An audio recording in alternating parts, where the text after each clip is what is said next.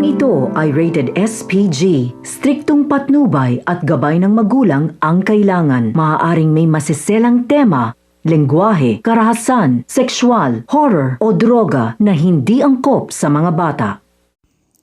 Habang wala ngang malay itong si Lucy at si Farah, ay nag-usap nga ang dalawa.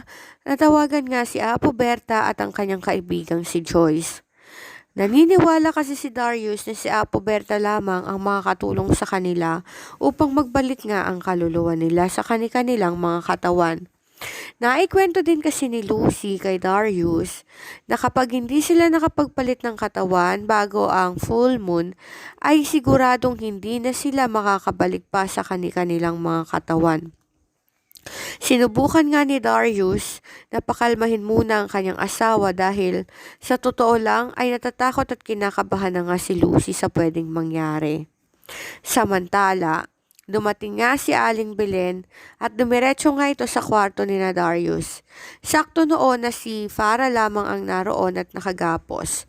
Agad nga pinakawalan ni Aling Belen ang kanyang anak at agad nga silang tumakbo.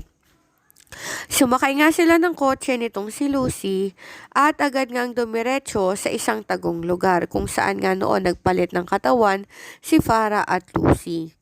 Subalit dahil na rin sa gigil nito ni Darius ay agad nga siyang tumawag ng pulis at agad na pinahanap itong si Farah.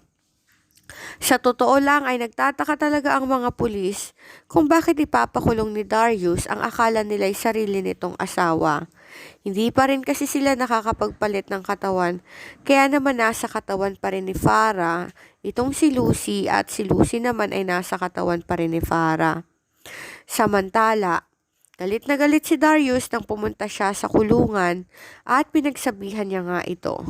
Sinabi niya na mabubulok ito sa kulungan at kapag nagpalit sila ng katawan ay sisiguraduhin niya na mararanasan nito ang lahat ng paghihirap na dinanas ng kanyang asawa.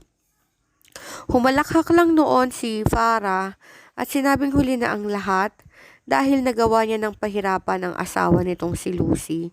At siya bilang asawa ay napakawalang kwenta dahil hindi niya man lang nahalata ang lahat ng mga ginawa niya dito. Nainis noon si Darius at sinabing mamatay na sana si Farah.